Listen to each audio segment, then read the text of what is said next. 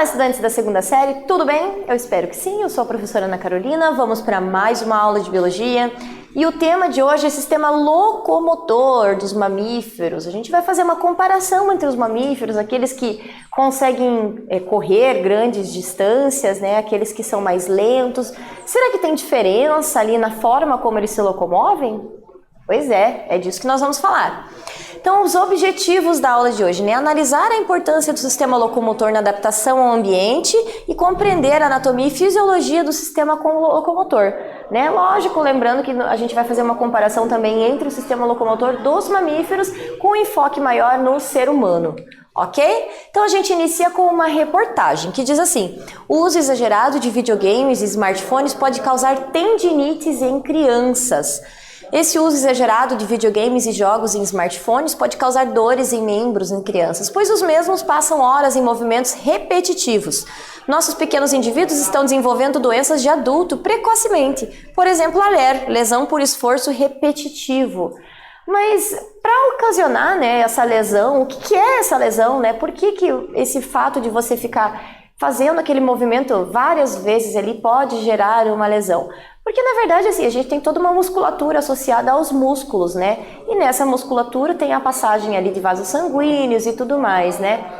Os músculos, eles precisam de energia para continuar em movimentação. E se você faz o mesmo movimento repetidas vezes por muito tempo, pode causar uma lesão ali, né? Essa lesão seria a lesão por esforço repetitivo, que é a tal da LER, que era comum, por exemplo, em adultos que trabalham em empregos que exigem que você repita aquele movimento diversas vezes, né? Ao longo do dia.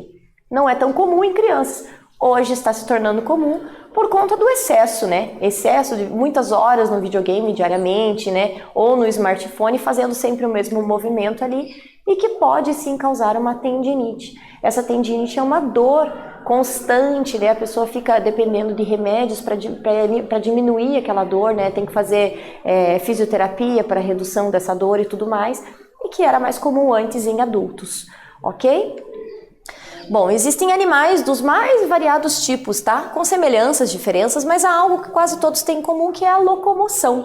Quais áreas do corpo são ativadas durante a locomoção? Será que é igual em todos os animais que se movimentam? Aliás, qual é o motivo de se locomover, não é mesmo?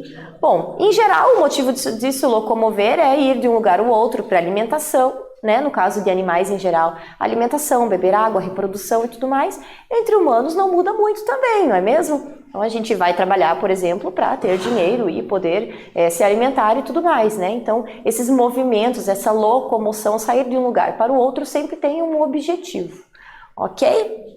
E não é igual em todos os seres vivos, tá? Então a locomoção, ela corresponde ao modo como o animal se desloca no meio que se encontra. Então aqui, por exemplo, tem um mamífero terrestre e um mamífero voador, né? Que no caso é o morcego, o único mamífero voador que nós temos, tá? Esse aqui é o guepardo, que se movimenta numa velocidade incrível, inclusive, né? Será que tem diferença ali no modo de locomoção entre eles, né? Como é o corpo desses animais?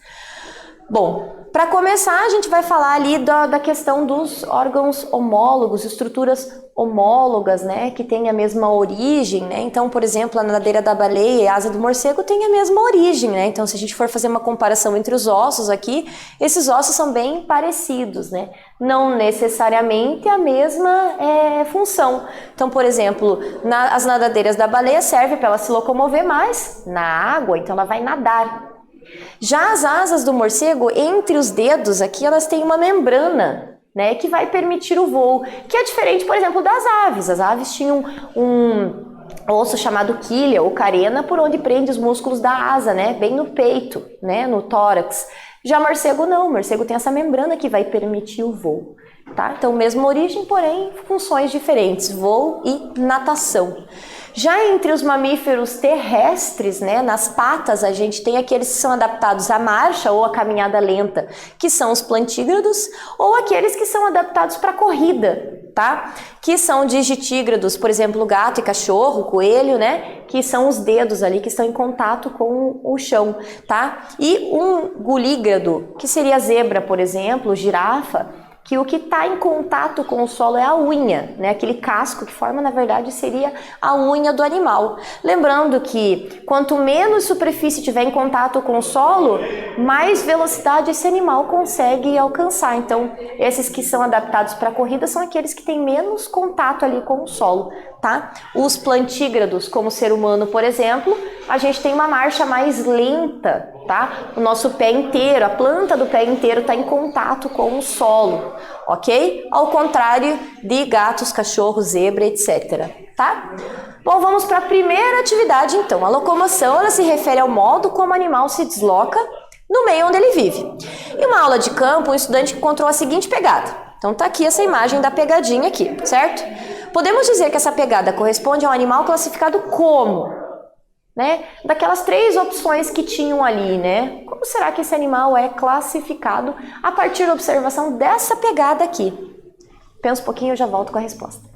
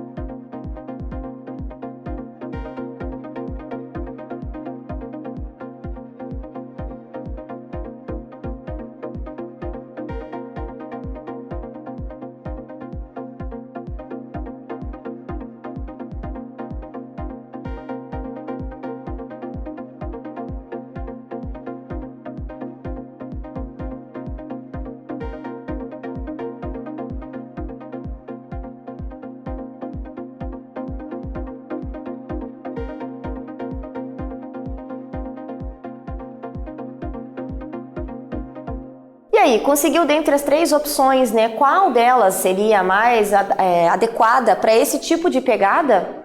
Bom, essa pegada aqui, como a gente pode ver, não tem unhas, né?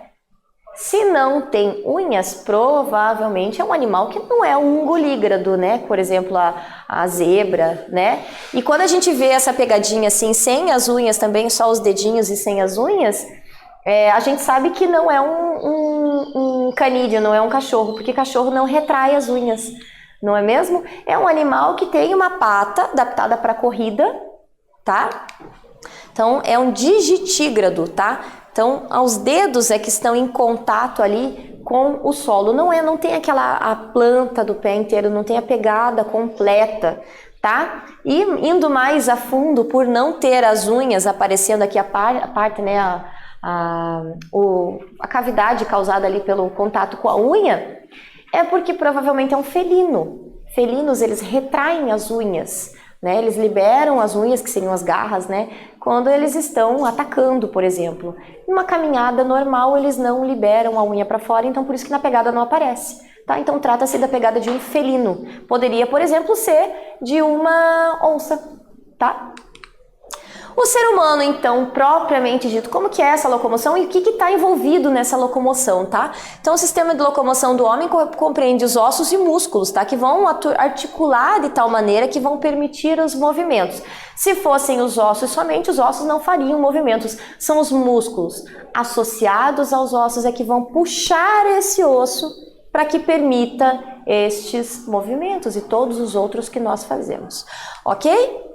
Então, o sistema esquelético, mais especificamente, ele é dividido, né, entre axial e apendicular. A parte axial seria o crânio, tá? E a caixa torácica, né? E o que a gente chama de medula espinhal ou espinal, né? Que ela passa aqui no centro. Então, caixa torácica, crânio e a medula. Isso é a parte central que a gente chama de esqueleto axial, certo? Que protege órgãos. Então, o crânio vai proteger, né, o cérebro, o encéfalo em geral, né, o cérebro e todos os órgãos associados, e a caixa torácica vai proteger ali os pulmões e o coração, ok? E o esqueleto apendicular seria dos apêndices, né, os braços e as pernas, ok? Pés, mãos também, tá? Então, o esqueleto apendicular. Entre os ossos, a gente tem uma articulação. Então, nossos ossos são todos partidos, digamos assim, e eles se conectam entre uns e outros, tá? Por articulações. Então, artrite, por exemplo, é uma inflamação de uma articulação. Ok? Tem a ver com a articulação, é o encontro entre os ossos. E tem diferença, porque tem aquelas que são móveis, por exemplo, braços e pernas, tem aquelas que são imóveis, não mexem de jeito nenhum, e as que são semimóveis, que se movimentam um pouco. Então, sinartrose são aquelas imóveis, principalmente no crânio, tá? Que tem uma articulação mais fibrosa. Então, são essas suturas que nós temos no crânio aqui, dos dentes e do maxilar. A anfiartrose seria aquela semimóvel. São os ossos do quadril, tá? Que se movimentam, mas que não muito, né? Então, as vértebras também entram nessa história. E diartrose são aquelas, é a articulação que é sinovial, né? Que a gente tem, inclusive, a gente tem um líquido entre os ossos ali que permite nessa movimentação sem que haja um encontro direto, né, entre esses ossos, tá? E ela é móvel, então a maior parte das articulações do joelho, do ombro, né, e do cotovelo, que permite os movimentos em geral. Então, articulação móvel, semimóvel e imóvel, ok? Já com relação ao sistema muscular, então eu falei que para movimentar o osso você precisa do músculo. E o músculo está ligado ao osso por uma estrutura que a gente chama de tendão. Os tendões são cartilagens, né, que ligam os ossos aos músculos propriamente dito, tá? Nos músculos a gente tem várias fibras diferentes, né, que são células mais alongadas e que vão permitir esse movimento, ok?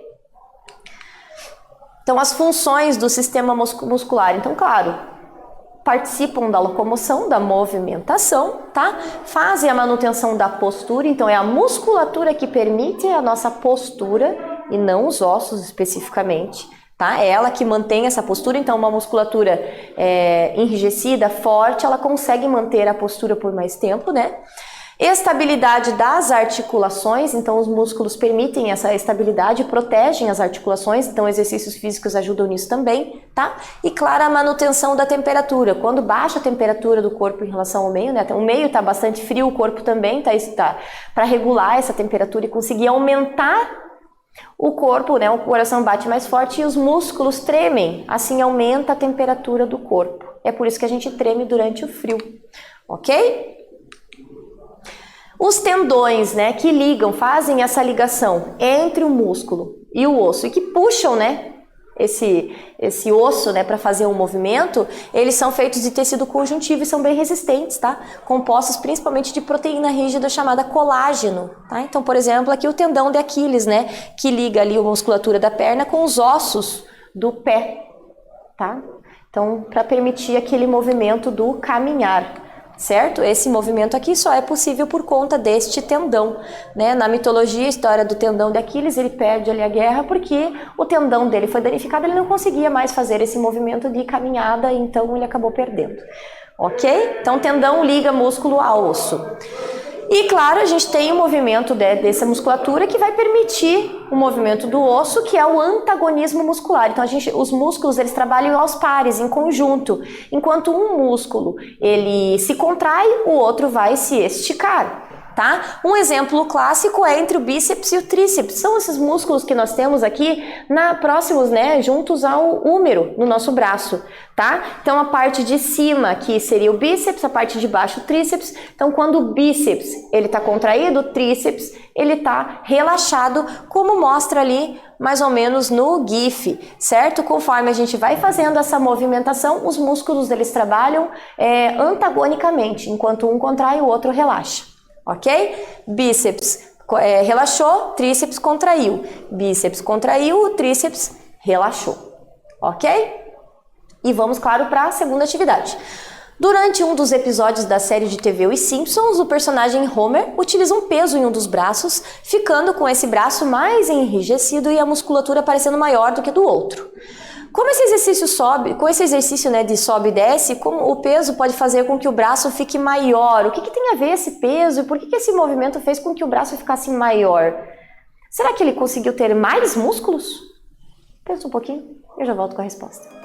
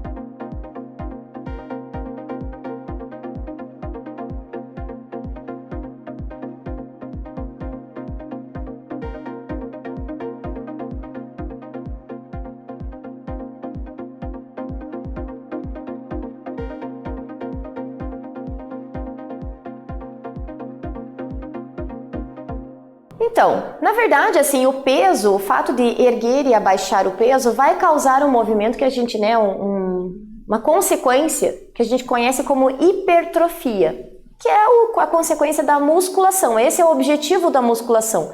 Você está hiperatrofiando ali, hipertrofiando o músculo, fazendo com que ele fique, né, mais enrijecido, maior ali, certo? Você não ganha mais proteínas, as células é que se alongam mais, elas aumentam de tamanho, certo? E esse movimento fez com que permitiu, né, com que a repetição, o movimento repetitivo fizesse essa hipertrofia e mantivesse ali o músculo grande. Então os músculos do bíceps e do tríceps, que são do braço ali, atuam de forma antagonista. Então com o treino mais proteínas são produzidas, com isso o músculo vai aumentar de tamanho, o músculo cresceu, certo? Por conta de todo esse exercício aí, o músculo cresceu, tá? Você não ganha mais músculos, ele simplesmente cresce de tamanho, tá?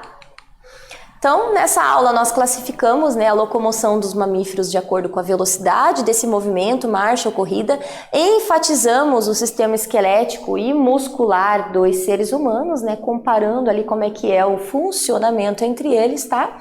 E eu espero que vocês tenham gostado e até breve.